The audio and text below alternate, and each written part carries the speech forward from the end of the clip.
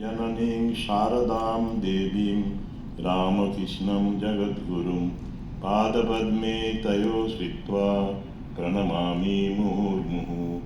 नमः श्रीजतिराजाय विवेकानन्दसूरये सच्चित्सुखस्वरूपाय स्वामिने तापहारिणे।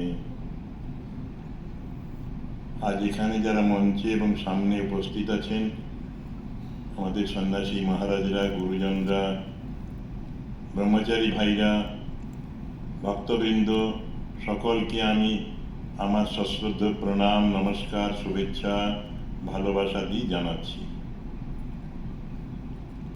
ঠাকুরমা স্বামীজি, রাজা মহারাজ, ঠাকুরের সব সন্তানদের প্রণাম জানাই এবং স্বামী শিবমায়ানন্দজিকেও শ্রদ্ধা সহ প্রণাম জানাই। প্রথমে একটি কথা বলি, এই সাধু মহারাজদের জীবনী আলোচনা করে কি লাভ আছে। লং ফেলোর একটি কবিতা আছে, সাম অফ লাইফ, সেখানে উনি বলছেন, lives of great men remind us that we can make our life sublime, while departing leave behind us footprints on the sand of time. এই সাধু সন্তরা, বিশেষ করে যাদের নামে স্মারক বক্তৃতা হচ্ছে, এরা প্রত্যেকেই তাদের জীবন দিয়ে দেখিয়েছেন আমাদের জীবনের উদ্দেশ্যটা কি। আমরা কত দূর নিজের জীবনটাকেও ওই রকম আদর্শে রূপ দিতে পারি এবং যাওয়ার সময় তারা তাদের পদচিহ্ন রেখে যান, যেটা আমরা অনুসরণ করে জীবনে চলতে পারি। যখনই দ্বন্দ্ব হয় জীবনে কোন পথে যাব, ক পন্থা, তখনই উত্তর এসেছে মহাজনস্যগত সপন্থা।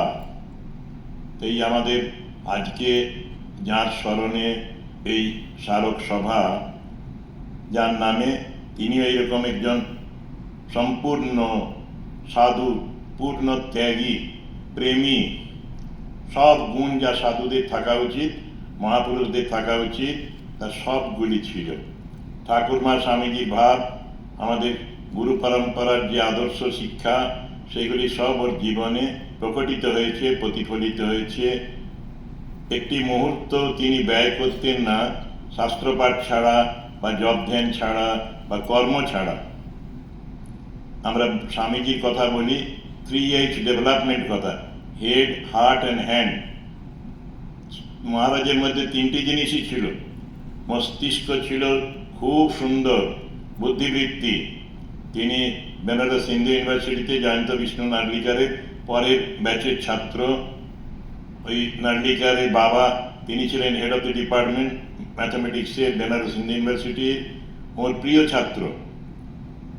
তো তিনি তাকে রিসার্চ স্কলার হিসেবে নিতে চেয়েছিলেন, কিন্তু তখন তার ডিসিশন হয়ে গেছে সাধু হবেন।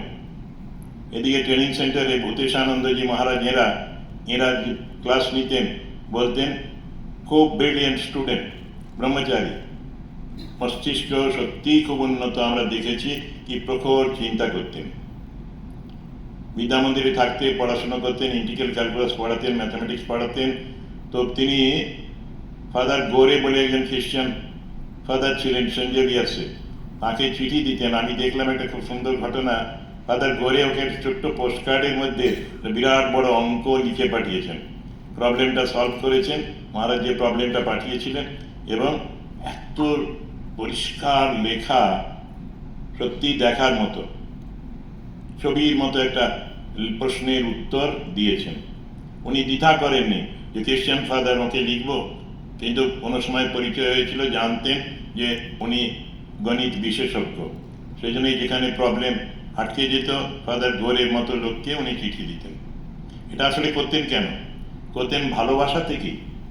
ছাত্রদের ভালোবাসতেন ওই পুত্রের মতো, সন্তানের মতো। পরে দীক্ষিত ভক্তদেরও দীক্ষার দিনে একজন কাঁদছেন, ভদ্র মহিলা, খুব ফুপিয়ে ফুপিয়ে কাঁদছেন দিনহাটায়।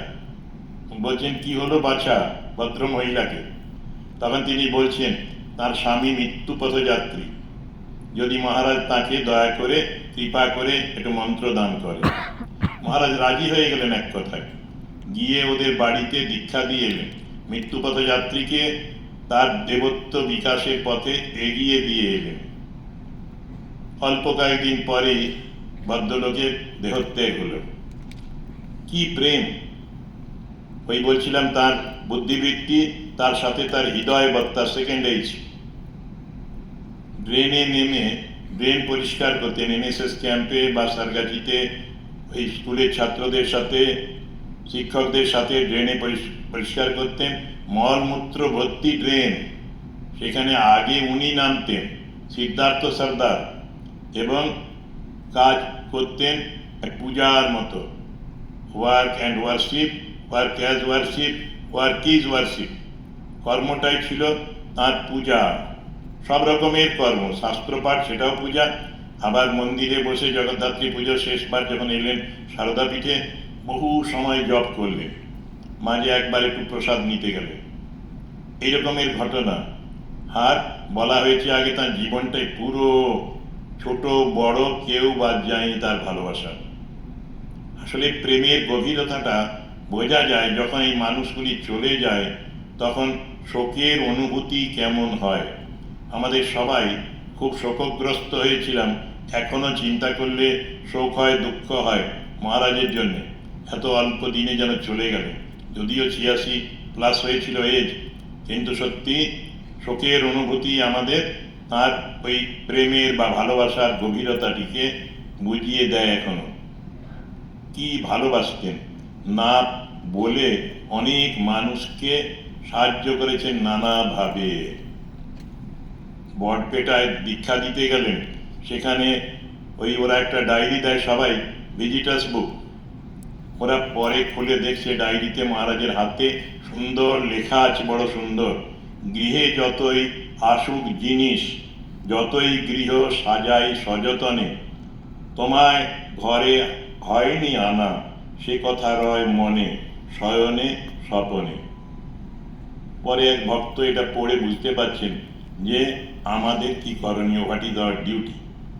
আমরা যতই অন্য সম্পদ আহরণ করি, যদি ঈশ্বরকে নিজের হৃদয়ে মনে না আনতে পারি, তাহলে আমাদের লাইফটা ফিউটাইল হয়ে যাবে। কবির দাস বা কারো একটা দোহা আছে, নাম রাম কো অঙ্ক হ্যায়, সব সাধন হ্যায় শুন, অঙ্ক গয়ে তো সব গয়ে, অঙ্ক রহে 10 গুণ। ঠাকুরেরও কথা আছে, এক হাতার পেছনে শূন্য দিলে তখন শূন্যগুলোর মূল্য হয়। মহারাজের এই বলছিলাম সমন্বিত একটা জীবন। তারপরে বলছিলাম H, third H is hand, কাজ। ওই সবসময় কলেজের কাজ করছেন, আবার এনএসএস এর সাথে রাস্তাঘাটের কাজ করছেন, পরিষ্কার পরিচ্ছন্নতার। আবার ব্রহ্মচারীরা অসুস্থ হলে জুনিয়র ব্রহ্মচারী তার কাপড় কেচে দিতেন, রহড়া এরকম দেখা গেছে। এরকম ওর অদ্ভুত একটা ফিলিং, মায়ের মতো, যেন সকলের সত্যি সত্যি মা। মা মানে ভালোবাসা। রাখালচন্দ্রনাথ অধ্যাপক ছিলেন ইতিহাসের, আমাদের পরে একটা কলেজে প্রিন্সিপাল হয়েছিলেন, তারপরে আমাদের কল্যাণ ইউনিভার্সিটির প্রফেসর, ট্রেনিং সেন্টারে আসতেন ক্লাস নিতে বি গ্রুপে। তিনি দীক্ষা নিলেন বৃদ্ধ বয়সে। নিরন্তরানন্দ বললেন, আপনি যাকে ভালোবাসেন, তিনি অনুমতি পেয়েছেন দীক্ষা দেওয়ার জন্য। আর দেরি না করে দীক্ষা নিলেন। তিনি তার সম্বন্ধে লিখছেন স্মৃতিকথায় যে ভালোবাসার অপর নাম স্বামী শিবময়ানন্দ। তিনি হলেন ভালোবাসার মূর্তি। আমরা যখন গম্ভীরানন্দজি যুগনায়ক বিবেকানন্দ পড়ি, 3rd ভলিউমে শেষে আছে, স্বামীজিকে বিচার করেছিলেন, বিশ্লেষণ করেছিলেন 2 জন নারী বিদেশিনী। তাদের নাম বলেছেন ভগিনী নিবেদিতা, মিস ম্যাকলিওড। তো ভগিনী নিবেদিতার কাছে স্বামীজি ছিলেন প্রেমের ঘনীভূত মূর্তি, প্রীতির মূর্তি, ভালোবাসার মূর্তি। আর ওই আমাদের ম্যাকলিওড বলছেন তিনি ছিলেন শক্তির বিগ্রহ, দুইয়ের সমন্বয়। আমি শিবময়ানন্দজিকে খুব কাছে পেয়েছি, আমি দুটি জিনিসই দেখেছি, যেমন ভালোবাসা ছিল তেমনি শক্তির মূর্তি ছিল। নির্ভীকভাবে একটি ছাত্রকে বাঁচাবার জন্যে তিনি ছুটলেন নকশাল আমলে, তাঁর জীবনীতে বইয়ে লেখা আছে, আমাদের চোখে দেখা। আমরা তখন স্টুডেন্ট ফাইনাল ইয়ারে, সে সময় দেখছি he was running after the criminals, যারা ওকে একবারে কোলে তুলে নিয়ে যাচ্ছে ছেলেটাকে, গঙ্গার ধারে নিয়ে যাবে, খুন করে দেবে, মার্ডার করবে, because he was in opposite politics, পোলারিটির জন্য। ছেলেটি নর্থ বেঙ্গলের ছেলে। মহারাজ ছুটলেন প্রাণপণে, পুলিশ ডাকলেন না কাউকে, না যে তোমরা আমাকে ফলো করো, কাউকে নিলেন না, পিয়ন নিলেন না, সিপাহী নিলেন না, দারওয়ান নিলেন না, without anybody he ran himself, এবং হি কুড সেভ দি বয়, বাঁচালেন প্রাণে। ছেলেটি যতদিন বেঁচে থাকবে ততদিন এই কথা মনে রাখবে, সেদিন কোথায় যাচ্ছিল, কোথা থেকে কোথায় এলো, অন্ধকার থেকে আলোতে। গ্রেট ম্যানদের এই কাজ, আমাদের যত অন্ধকার সেগুলো দূর করে আলোতে নিয়ে আসে। গুরু সম্বন্ধে বলা হয় গু হলো অন্ধকার, ডার্কনেস, রু হলো লাইট, তেজ, যিনি অন্ধকার থেকে আলোতে নিয়ে আসেন, মৃত্যু থেকে অমরত্বের দিকে নিয়ে আসেন। বিদ্যা মন্দিরে বোমা বাঁধা হতো, ছোট স্টেন গান নিয়ে ছেলেরা এসেছে, কারণ ঢুকে পড়েছে নকশাল মুভমেন্ট, এবং সেই সময়ে নিজের জীবন বিপন্ন করে তিনি বিভিন্ন জায়গায় রাত্রে থাকতেন তার সাথে আরও দুই বন্ধু, প্রীতি মহারাজ আর কৃষ্ণমূর্তি মহারাজ। ওরা একটা রুমে কোনোদিন থাকতেন না, ওদের আর্মস রাখতে বলা হয়েছিল। পুলিশ বলেছিল Maharaj your life is in danger, please keep some fire arms, বন্দুক রাখুন, পিস্তল রাখুন, রিভলভার রাখুন। মহারাজ বলেন আমি principal, I will deal with my student একেবারে উইদাউট এনি ফায়ার আর্মস, আমি ছেলেদের কন্ট্রোল করব ভালোবাসা দিয়ে। বোমা পড়েছে একদিন আমাদের ওই বিদ্যা ভবনের সামনে, যারা বিদ্যা মন্দিরের ক্যাম্পাস জানে, বিদ্যা ভবন ওই আমাদের পশ্চিম দিকে দ্বিতীয় হস্টেলটা, সেখানে আমি বেরিয়ে এসেছি ঘর থেকে, দেখি মহারাজ আর প্রীতি মহারাজ ছুটে এসেছেন, নিকটেই কোথাও ছিলেন, আর ছুটে এসেছেন বোমাটা কোথায় পড়েছে। সে সময় সত্যেন বলে আরেকটি ছেলে, সে মহারাজকে বলছে মহারাজ এইখানে বোমাটা পড়েছিল। মহারাজ বুঝতে পেরে গেলেন যে ইজ দি কালপিট। এরকমের 7 জন ছেলেকে ধরা হলো, হ্যান্ডরাইটিং ইত্যাদি ধরে, দেওয়াল লিখন দেখে শাস্তি দিলেন, কলেজ থেকে ট্রান্সফার করে দিলেন, কিন্তু ওদের ভবিষ্যতের কথা চিন্তা করে উনি কিন্তু ওদের অন্যান্য কলেজে প্রিন্সিপালদের রিকোয়েস্ট করে ওদের পৃথক পৃথক কলেজে ভর্তি করে দিলেন। ওরা পরে ভালোভাবে পাশ করেছে, এখনো তারা স্মরণ করে। কেউ কেউ আমার সাথে কদিন আগেও একজন দেখা করেছে যে মহারাজের ভালোবাসার জন্যে আমরা বিদ্যা মন্দির থেকে বিতাড়িত হলেও আরেকটা ভালো কলেজে আমাদের অ্যাডমিশনের ব্যবস্থা করে দিয়েছেন। বিদ্যা মন্দিরের অনুরূপ একটি কর্মীর স্বভাব খারাপ, তাকে ওইরকম যেতে হবে, সেখানে কঠোর আর কোমল দুই ভাব দেখলাম। কঠোরতার জন্যই উনি ওকে সরিয়ে দেবেন, তা নইলে অন্য কর্মীদের মধ্যে পলিউশন আসবে, কিন্তু ওর স্ত্রী পুত্র কন্যার কথা ভেবে ওদের জন্যে ওই কর্মীটির একটা বিকল্প কাজের ব্যবস্থা করে দিলেন। এই রকমের একসাথে দুটো জিনিস দেখেছি। সারগাছি যাচ্ছি, যেতে যেতে উনি নিয়ে যাচ্ছেন, এমএসসি পড়ছি তখন, আমরা 3 জনের সিটে 4 জন বসে আছি। সেখানেও একটা এখনকার দিনে বলে মস্তান ছেলে, সেই রকম খুব দৌরাত্ম ছেলেগুলোর তখন বলছে সরে যাও, জায়গা দাও। মহারাজ ফোঁসে উঠলেন, ওই সাপকে বলেছেন ঠাকুর ফোঁস করবি, কামড়াবি না। বললেন ইন্ডিয়ার আবার পেয়েছো নাকি, যত চাপবে তত চাপা যাবে। 3+1 is enough, 3+2 can never be possible। এইরকম ছিলেন মহারাজ। শক্তি যেখানে প্রয়োজন সেখানে শক্তির প্রকাশ করেছেন, যেখানে ভালোবাসা নেই, যারা খুব হতাশ অসহায়, সেখানে অদ্ভুতভাবে ভালোবেসেছেন। রহড়ায় যখন ছিলাম চৌধুরী পাড়ায় একটা শিব মন্দির ছিল, শিব মন্দিরের বাইরে খোলা আকাশে এক বৃদ্ধা অসহায় বিধবা মহিলা থাকতেন। মহারাজ নিয়মিত গিয়ে তাকে খাবার দিয়ে আসতেন, ঔষধের ব্যবস্থা করতেন, ডাক্তার দেখিয়ে দিতেন। যখন বদলি হলেন, ট্রান্সফার হলেন, অনেকগুলো টাকা ভিক্ষে করে করে জমিয়ে সংগ্রহ করে ওই মায়ের জন্যে তিনি আমাদের মাস্টারমশাইদের কাছে দিয়ে গেলেন, যাতে করে ওর মৃত্যু পর্যন্ত কোনো অসুবিধে না হয়, আর প্রয়োজন হলে আবার অর্থ পাঠাবেন বললেন। এবং শুধু মৃত্যু নয়, সৎকারটা দাহকৃত্য সেটাও যেন করা হয় ভালোভাবে, বিধি মতো, সেই ব্যবস্থা করে গেছিলেন। আমি নিজে তার সাক্ষী। এইরকমই কত যে ঘটনা দেখেছি।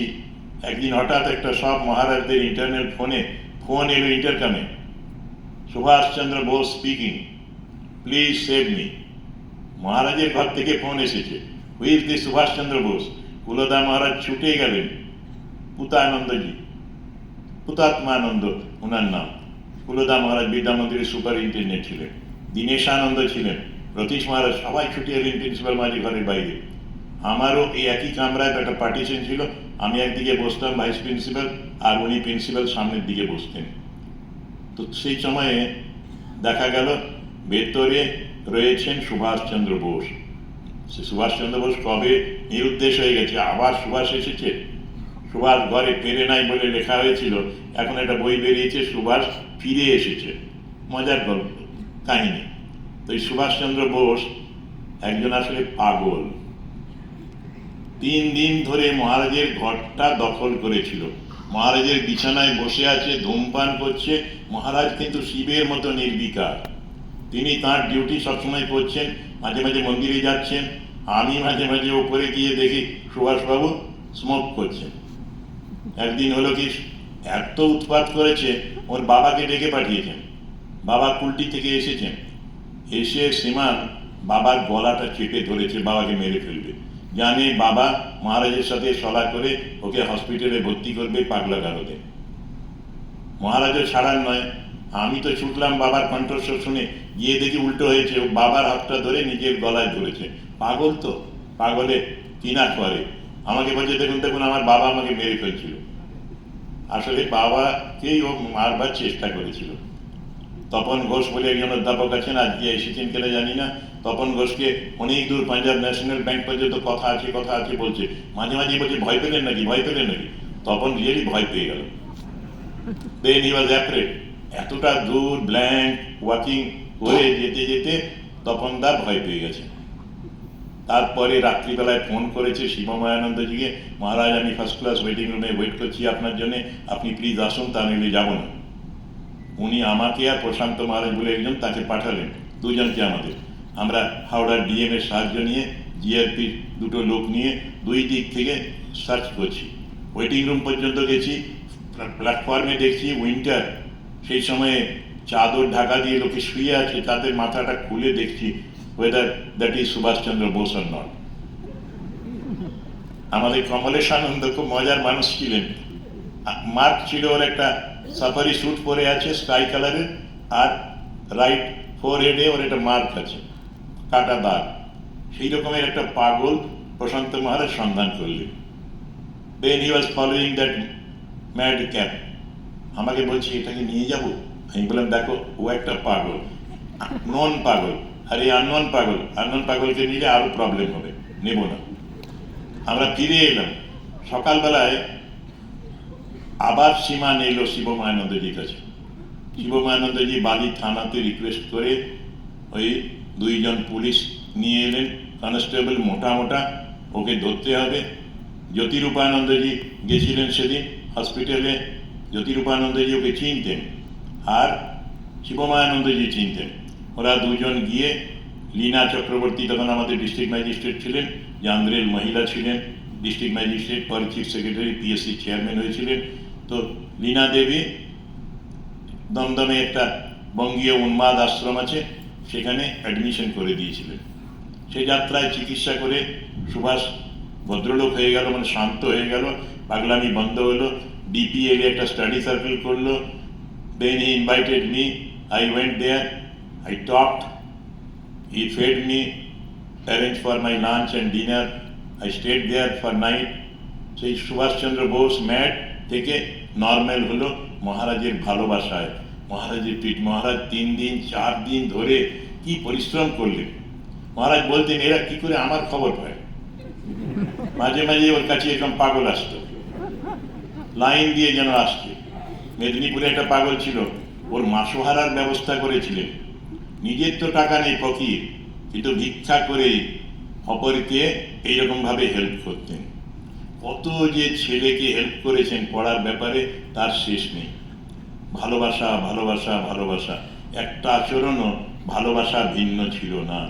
ঈশ্বরের প্রতি ভালোবাসা, সেটাই রিফ্লেক্ট হতো মানুষের প্রতি ভালোবাসা। মাটির প্রতিমায় তার পুজো হয়, রক্ত মাংসের শরীরে হয় না। ঠাকুরের এই বাণীটাই যেন উনি জীবনে পালন করেছেন। আমি পড়ি যখন শিবস্তোত্র, স্বামীজির লেখা, তার শেষ লাইনে আছে পরহিতকরণায় প্রাণ প্রচ্ছেদ প্রীতম নতনয়ন নিযুক্তম নীলকণ্ঠং নমাম। আমাদের ধ্যানাত্মানন্দজি বলতেন, নৃপেন মহারাজ বেলঘরিয়ার অধ্যক্ষ ছিলেন, আমাদের মঠের তন্ত্রধারক বহুদিনের, আমারও তন্ত্রধারক ছিলেন। তিনি বলতেন, জানিস শিব ঠাকুর নিজে এই শিবের স্তোত্র লিখেছেন। জগদ্ধাত্রী পুজোর সময় নীলকণ্ঠ শিবের প্রণাম মন্ত্র হিসেবে আমরা এইটা ইউজ করি এখনো। দুরিত দলন দক্ষম দক্ষজা দত্ত দোষম কলিত কলি কলঙ্কম কম্র কল্লার কান্তম পরহিত করণায় প্রাণ প্রচ্ছেদ প্রীতম নতনয়ন নিযুক্তম নীলকণ্ঠং নমাম। পরে হিত করতে গিয়ে নিজের প্রাণ পর্যন্ত দিতে প্রস্তুত ছিলেন যেমন শিব ঠাকুর, এই শিবময়ানন্দ মানুষটি তো শিবময় ছিলেন। শিবের পুজো করতেন, ওই মন্দিরে গিয়ে জল ঢালতেন সোমবারে, কিন্তু বাকি ওই রবিবার থেকে শনিবার, পরে নেক্সট শনিবার পর্যন্ত তিনি কিন্তু মানুষের পুজো করতেন আর সঙ্ঘের পুজো করতেন। এই বিশেষ করে মানুষের প্রতি ভালোবাসা, বলছিলাম এখনো যারা তার ভালোবাসা পেয়েছিল স্মরণ করে চোখের জল ফেলে। তার ছাত্ররা 40 বছর আগে পড়াশোনা করেছে, গিয়েছে কাঁকুড়গাছিতে, চা খাইয়েছেন, আবার চায়ের কাপটা পর্যন্ত ধুতে দিচ্ছেন না। আবার বলছেন, তুই ভাববি যে আমি তোর বুড়ো বাবা। ছেলেটা বরাবরই মহারাজের ছবিও দেখতো আর নিজের বাবার কথা ভাবতো যে তিনি আমার বুড়ো বাবা ছিলেন। সত্যি সবাইকে, কেউ মা ভাবত, কেউ বেশিরভাগই বাবা ভাবত। উনি আবার বলছিলাম সম্বোধন করতেন বাছাধন, বাছা, ছেলে মেয়ে সবাইকে। সেটি আজও আমরা দেখি। এই মহারাজই আমার সাথে গিয়েছিলেন, মানে আমি ওর সাথে গিয়েছিলাম কুশি নদীর ডিভাস্টেশনের সময়। রিলিফ হচ্ছে, আমাদের ব্রহ্মচারী সাধুরা কয়েকজন জলে ভেসে যাচ্ছিল, আর্মির লোকেরা রিকভার করলো, ওদের রেস্কিউ করলো। আমাদের একটা ট্রাক্টর যাচ্ছিল মালপত্র নিয়ে, ট্রাক্টরটা তো আমরাও ডুবে আছে দেখলাম, অর্ধেকের উপর ডুবে আছে, ট্রাক্টর নাড়ানো যাচ্ছে না। সেই সময় খবর পেয়ে আবার ডেড বডি ভেসে যাচ্ছে, আমাদের ছেলেরাই, ব্রহ্মচারী সাধু সুথান বলে যে সাধু আছে আমাদের, খুব রিলিফ করেছে। তো সুথান এবং তার দল, তারা ওই ডেড বডি জল থেকে তুলেছে, পচা গলা শরীর।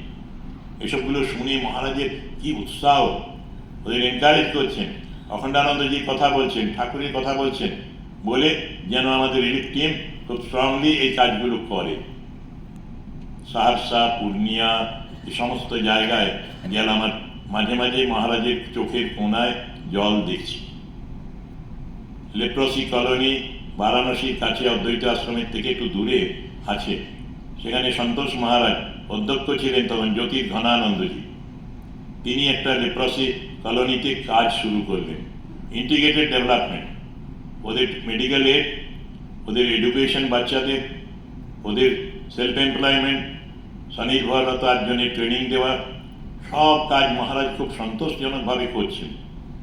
ধুলো বালি ছিল, সব ক্লিন, কি পরিষ্কার হয়ে গেছে। সমস্ত লোক দূর থেকে দেখত যে সাধুরা এবং সাধুদের সঙ্গীরা, ভলেন্টিয়াররা, কর্মীরা কি সুন্দর কাজ করে। এই কাজ দেখতে দেখতে আমি মহারাজকে কাঁদতে দেখলাম। তারপরে মহারাজ বললেন, মহারাজজি ঠাকুর আপনাকে কোলে তুলে নেবেন, লেপারদের জন্য এত সেবা করছেন আপনি। সত্যি আমিও এরকম কাজ দেখিনি, আমাদের সঙ্গে আগে কাজ হয়েছে, পরেও কিছু কাজ হয়েছে লেপারদের জন্য, কিন্তু অদ্বৈত আশ্রম থেকে যে কাজটা হয়েছিল, সুন্দর কাজ হয়েছিল। আর উনি, he has a great heart, সেই জন্যে হি ওয়াজ ফিলিং ফর দেম। টিটাগড়ে আমাদের রেল লাইনের ধারে, এখন মাদার টেরেসার নামে ওটা হয়েছে, গান্ধী কুষ্ঠ আশ্রম আছে, মাদার টেরেসারও নাম আছে ওখানে। তো সেই কুষ্ঠ আশ্রম থেকে কয়েকটি ছেলে আসতো, পায়ে খোঁড়া, আসলে কুষ্ঠ হয়ে আঙ্গুল নষ্ট হয়ে গেছে, হাঁটতে পারে না। মহারাজ ওদের জন্যে দেখলেন, ওদের যদি একটা জুতো দেওয়া যায় এই ছেলেগুলোকে একজোড়া করে, 2জনকে 3জনকে, তাহলে ওরা হাঁটতে পারবে। খুব কস্টলি শু ব্যবস্থা করলেন, এবং ওরা মাঝে মাঝে আসতো দেখা করতে। উনি চলে যাওয়ার পরে কান্নাকাটি করতো, আমার কাছে আসতো। আমাদের যা সামর্থ্য হেল্প করতাম। একটি ছেলেকে তো একবারই ওই কুষ্ঠাশ্রমের বাইরেই একটা চায়ের স্টল করে দিলেন, যাবতীয় জিনিস হাতিয়ার যা দরকার সব দিবেন। সেই কুষ্ঠ রোগীগুলো চিরকাল স্মরণ করবে মহারাজকে। কত যে স্মৃতি আছে, কত মানুষের ভালোবাসা আছে। ট্রেনিং সেন্টারে ব্রহ্মচারী বা ট্রেনিং নয়, প্রবেশনার আমাদের সারদা পীঠের রূপক একটা ছোট্ট সুন্দর স্মৃতিকথা লিখেছে ওনার সম্বন্ধে। অনুপ গুপ্ত কালেকশন করেছে বিভিন্ন স্মৃতিকথা, তার মধ্যে রূপকেরও লেখা আছে। বলছিলাম এ টু জেড যত মানুষ ওর কাছে গিয়েছে সবাই ওই প্রেমের নিঃস্বার্থ ভালোবাসার স্পর্শ পেয়েছে। স্বামীজি বলতেন আনসেলফিশনেস ইজ গড। এটা তো মানুষের মধ্যে ম্যানিফেস্টেশন না হলে অবতাররা করবেন, কিন্তু আমাদের মধ্যে ম্যানিফেস্টেশন না হলে মানুষ কি করে শিখবে, বুঝবে? সেটা ঠাকুরই, তার গুরু বিশুদ্ধানন্দজি, আরও সব অরূপানন্দজি, জ্ঞানদানন্দজি, অপূর্বানন্দজি, এদের সঙ্গ করার ফলে মহারাজের মধ্যেও এই পবিত্র ভাব পূর্ণ মাত্রায় বিকশিত হয়েছে। এই সাধুরাও সবাই ছিলেন প্রেমিক, হাট ছিল সকলের, কিন্তু কাজের মধ্যে সুযোগ পেয়ে শিবমায়ানন্দজি এটাকে পূর্ণ মাত্রায় বিকাশ করেছিলেন এবং এখনো উজ্জ্বল হয়ে আছেন আমাদের স্মৃতিপথে। চোখ বন্ধ করলেই ওর সেই কাজকর্মের কথা বুঝতে পারি, দেখতে পাই। কি ভালোবাসা আমাদের প্রতি। কাজ শেখাবেন বলে উনি নিজে সেন্ট জেভিয়ার্স অ্যারেঞ্জ করেছিল। আমাদের ন্যাশনাল লেভেলে একটা প্রিন্সিপালদের ট্রেনিং ক্যাম্প হলো, প্রায় 1 মাস ধরে, 3 উইকসের থেকে বেশি হি অ্যাটেন্ডেড দ্যাট ক্যাম্প। এবং আসার পরে যা মেটেরিয়াল পেয়েছিলেন ট্রেনিংয়ে, সবগুলো নিয়ে ফাইলে আমার সাথে বসে দেখাচ্ছেন। দেখো কি সুন্দর আমরা শিখিয়ে এসেছি, যাবৎ বাঁচি তাবৎ শিখি। তারপরে কিভাবে ইন্টারভিউ নিতে হবে, ছেলেদেরও যদি ইন্টারভিউ নিতে হয় কীভাবে নেবে, চাকরির ইন্টারভিউ কিভাবে নেবে। প্রথমেই কঠিন প্রশ্ন করবে না, প্রথমে অমলি প্রশ্ন করবে, কোথার থেকে এসেছো, কখন যাত্রা করেছো, কিভাবে এলে। আস্তে আস্তে ও নিজে তোমাকে বন্ধু মনে করবে, তারপরে ওর থেকে এক্সট্রাক্ট করে নেবে ওর যা সম্পদ আছে। ওর জ্ঞানটা জানার চেষ্টা করতে হলে প্রথমেই যদি নেগেটিভ কথা বলো, নেগেটিভ অ্যাকশন নাও, তাহলে হবে না। এরকম কত কাজে যে সাহায্য করেছেন আমাদের দেবরাজানন্দজির অভিজ্ঞতা আছে। যখন দেবরাজানন্দজি ওর কাছে চার্জ নেবেন, ড্রয়ারে পেলেন একটা নোট, আমি কিভাবে কাজ করেছি, সমস্ত কিভাবে উনি কাজ করেছেন বিভিন্ন ক্ষেত্রে হেডমাস্টার হিসেবে, সেগুলো নোট করে রেখেছেন। উনি বলছেন যে বোধহয় আমারই জন্য রেখে গেছেন, আমার কাজের জন্য গাইডেন্স হবে একটা। এও অন্তর থেকেই ভালোবেসেই এটা করেছে। সবটা অ্যাকশন ছিল ভালোবাসায় ভরা। এই রকমের একটি মানুষ আমরা পেয়েছি, দেখেছি। তো বলছিলাম এরকমের অনেক কাহিনী আছে। বিদ্যা মন্দিরে ওই রকমের ছেলেদের কিছু হলে, তাদের পেরেন্টসদের কিছু হলে তিনি এগিয়ে আসতেন এবং তাদের হেল্প করতেন নানাভাবে। কোভিডের সময় কত পেশেন্টকে যে ভর্তি করে দিয়েছেন বিভিন্ন জায়গায়, আমাদেরও ফোন করতেন, পারবে তুমি?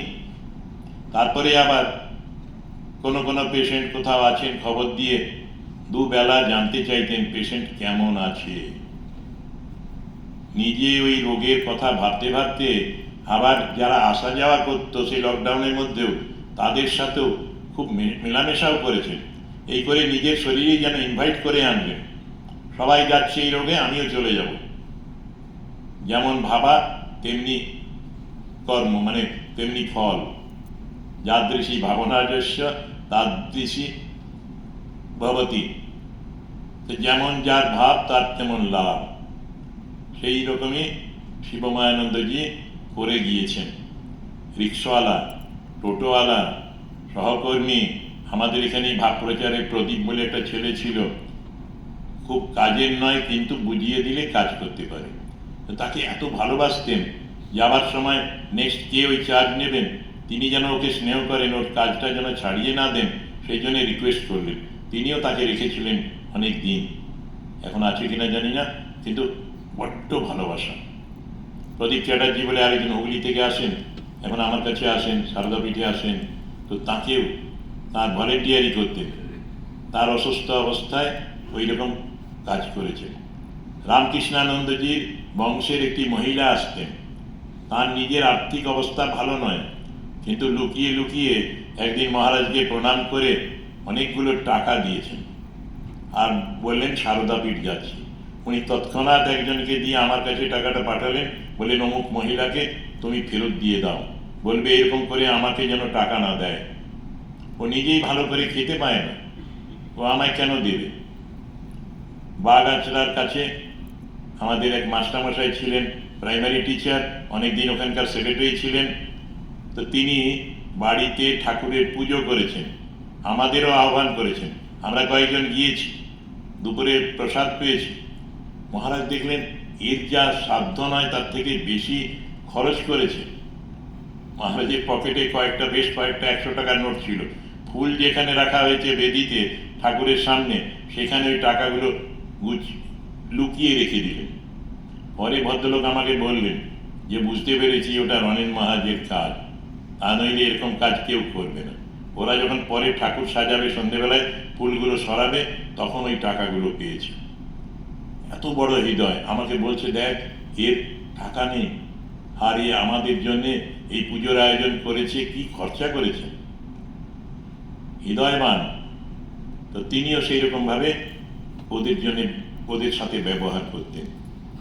এরকম প্রচুর মানুষ যারাই তাকে দেখেছে তারা তাদের মনের কথা বলেছে এবং চোখের জল ফেলেছে। শিব ঠাকুরের কথা বলে তো শেষ করা যায় না। ওই অসিতগিরি সমংসাত কজ্জলং সিন্ধু পাত্রে সুরতরুবর শাখা লেখনী পত্র মুর্বি লিখতি যদি গীত্বা সারদা সর্বকালম তদপি তব গুণা নাম ঈশ পারম ন জাতি। হিমালয় পর্বত যদি কালির বড়ি হয়, আর সাগর যদি দোয়াত হয়, পৃথিবী পৃষ্ঠ যদি কাগজ হয়, স্বর্গের পারিজাত বৃক্ষের একটি ডালকে কলম করে মা সরস্বতী যদি লিখে চলেন, তাহলে তার মহিমা কীর্তন করে শেষ হবে না, ইতি করা যাবে না, শেষ করতে পারবেন না। মহিম্নম পারম তেনা জাতি তবতত্ত্বম না জানামি কীদৃশোসি মহেশ্বর যাদৃশোসি মহাদেব তাদৃশায় নমো নম। তিনি আমার গুরুর মতোই ছিলেন, শিক্ষক মানেই তো গুরু, পড়িয়েছেন আর ভালোবেসেছেন। একদিন আমার খুব মন খারাপ হলো, তিন কর্তব্য বিমূঢ় হয়ে গেছি, কি করবো ঠিক করতে পারছি না, চলে যাব কিনা ভাবছি। এমন সময় মহারাজ আমার মুখ দেখে বুঝতে পেরেছেন। উনি আমাকে একটা বিখ্যাত বই, জনাথন লিভিংস্টন সিগাল বইটা এনে দিলেন, রিচার্ড ব্যাকের লেখা। বললেন ভাই তুমি এটা পড়ো, শান্তি পাবে। সত্যি এক নাগাড়ে পড়ে ফেললাম, 2 ঘন্টা লাগলো বইটা পুরো শেষ করতে, এবং আমার ডিসিশন ভুল ছিল সেটা আমি বুঝতে পারলাম, এবং আই কারেক্টেড মাইসেলফ। আমি আবার ইউ টার্ন করে ফিরে এলাম যেন মনের জগতে। শুধু ভালোবাসা, ভালোবাসতেন বলেই আমার দিকে তাকিয়েছেন, নজর দিয়েছেন, এবং আমার বিমর্ষ ভাব দেখে ওই শান্তির জন্যে বইটি পড়তে দিলেন। অনেক ভালো বই আছে যে বইগুলো থেকেও ওই রকমভাবে কিছু শেখা যায়। ওটা অ্যালিগরিক একটা স্টোরি, অপূর্ব। যারা স্পিরিচুয়াল সিকার, ভক্ত, ব্রহ্মচারী, সাধু সকলেরই পাঠ্য। ওনার খুব প্রিয় ছিল বইটা, তো উনি সেই জন্যই বইটা পড়ে তিনিও পেয়েছেন ভালো রেজাল্ট, সেই জন্য আমাকে পড়তে দিয়েছিলেন। উনি ইংরেজি শেখাচ্ছেন, একজন নোট করেছে যে আমাকে 2টো ইংরেজি শিখিয়েছিলেন। Money begets money, but no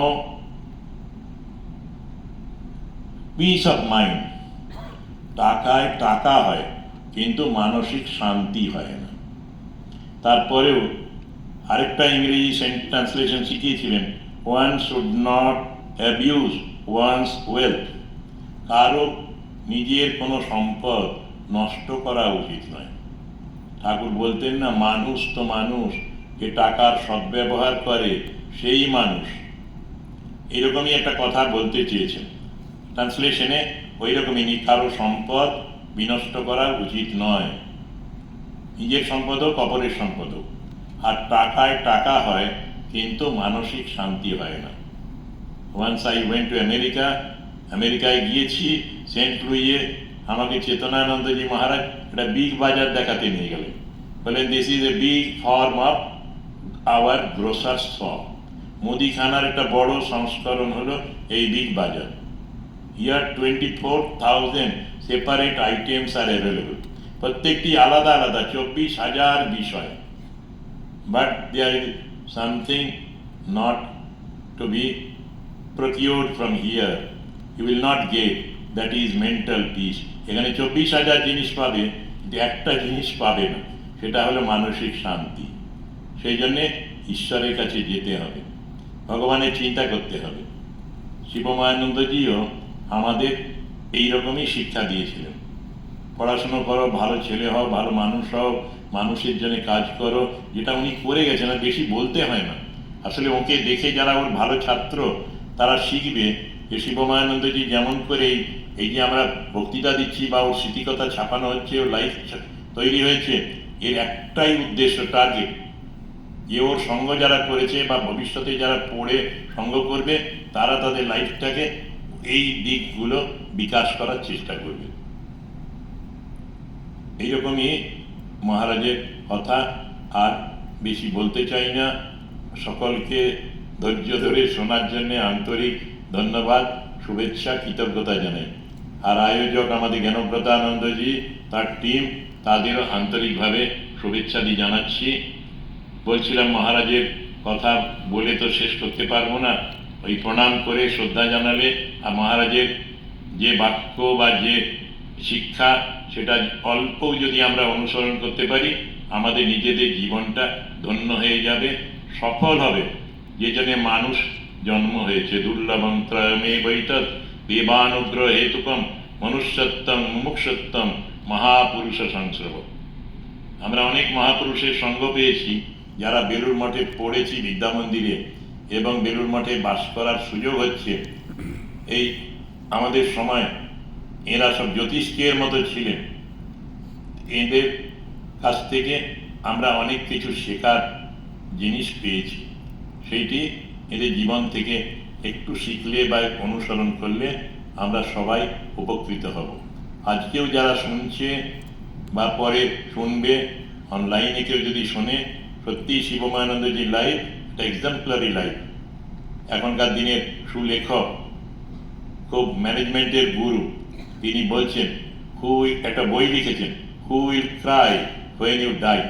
তুলসীদাসের কথা মতো, যে তুমি যখন ভবে এসেছিলে তখন তুমি কেঁদেছিলে আর সবাই এসেছিল, আনন্দ করেছিল।